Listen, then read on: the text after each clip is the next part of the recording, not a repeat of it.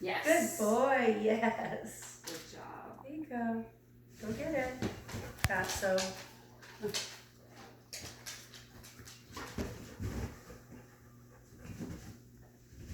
Good.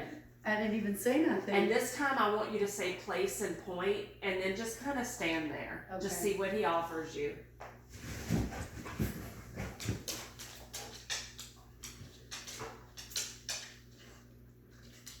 Place.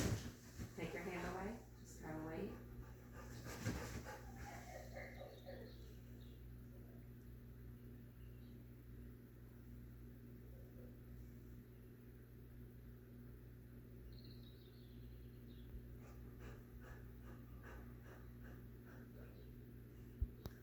You can give him a visual hand cue.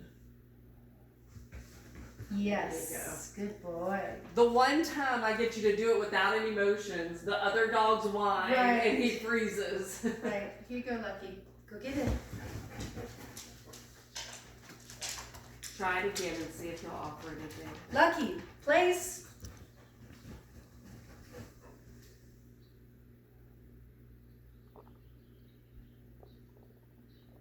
Back up just a tiny bit.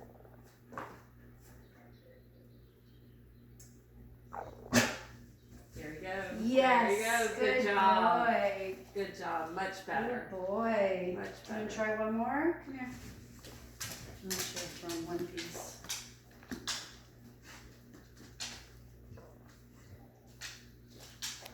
Luckydoo. Place.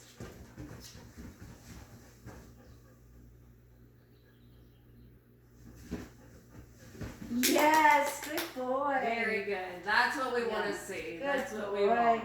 That is a good boy. Who's a good guy? You do my boy. And then once you get this, you start delaying how soon you give the treat. You don't give it right away once he gets good at it, you know, and then you start kind of moseying around a little bit and then rewarding because we want to build duration on it as well. Yeah, we don't want it to just be lay down and pop up for a treat. We want to start adding some duration to it. So that was really nice. Good boy. All right, so I want you to try his leave it. Okay. This can be these. I was gonna tell you throw the whole thing down because it's big and you can cover it. Leave it.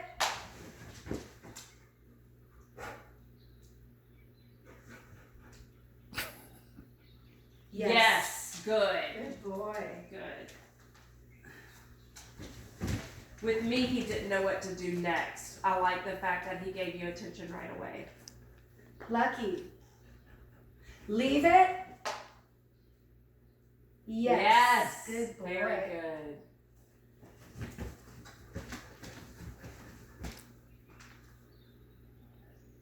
Leave it. Yes. Your job up there is to get it to where you don't have to cover it. To where you work it to where he understands. Do you drop it and say leave it, or say leave it and drop it? Leave it and drop it. Yeah. Leave it. Yes. That was a good one. I'll put it over there. That was good. And he was confused, like, wait, are you going to say leave it? No. Leave it. That was Yes. good. He Good stopped boy. himself. Good Yeah, job. good boy. Good job. Good boy. All right. So your place and your leave it. You can do it a couple more times if you have rewards. Lucky. Leave it.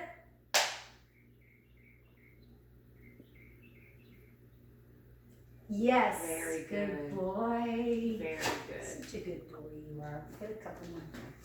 Maybe one more time. Leave it.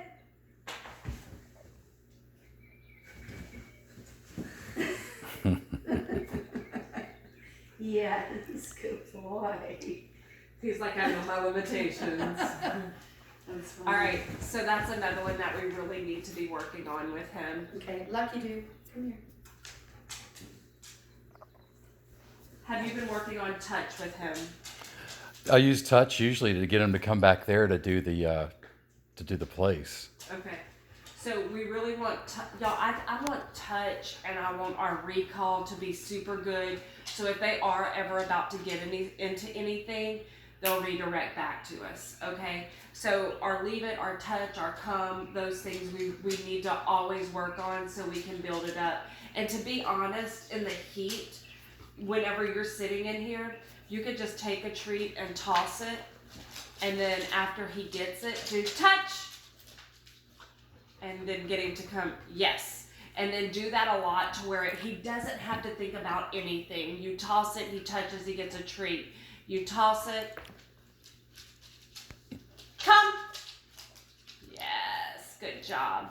And sometimes when they react how he just reacted, you want to give him that jackpot on it. You want to be like, oh, that was excellent, here you go. The more we work this inside and it's like no thought, come, yes sir. Touch, yes sir, that's what we're looking for. We want it to be muscle memory. We want it to be like you in a store when you hear someone say your name, you automatically turn, you know, and that's what we want to build up with these guys so we can catch them right before anything happens, okay? And then we need to work on them just relaxing themselves and not always being on edge. One of my friends, she's another trainer, and she had inner home aggression. And one of the, we're not there yet, but one of the things she did was like put a gate across the door and then get a second gate that kind of bowed around, and she would feed her dogs on each side. So they learned how to be close during mealtime and coexist. And then in the backyard, which is what we're doing with the fence, she ran 2 really strong high-tech runners. So the dogs learn to cohabitate and learn to ignore each other. Now there was training going on the whole time, which is what our goals are. It took 1.5 years for them to be together. Wow. Yeah. But you know, she's a professional trainer, and one of them was a pit and the other one was a GSP, and it did, German short hair pointer, and it did puncture one of them enough where he had to have the things that you have. The tube? The tubes. Drain tube? The drains, yeah. And so there was, and it would have just gotten worse, you know. So it was the separation the entire Which one bit time. who? The pitty bit the German Shepherd, or the other way around? They bit each other. The more damage was done by the pit. Yeah. It's jaws. Well, Yeah. those jaws, man. Yeah. Hit Cowboy's jaws. Fucking like, vice grips. Yeah. And but I'm also saying that to say, you know, she's a professional dog trainer who is going through the same thing, you know. And it still she's- took 1.5 years. And it's still, and she's good.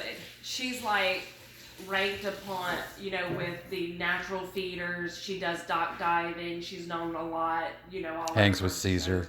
No, she loathes Caesar because he does some stupid stuff. But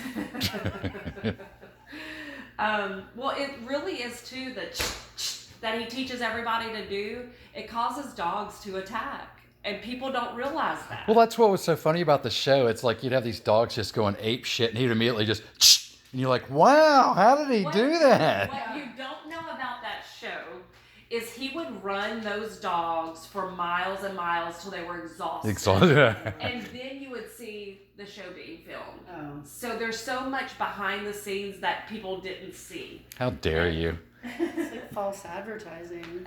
On TV, you gotta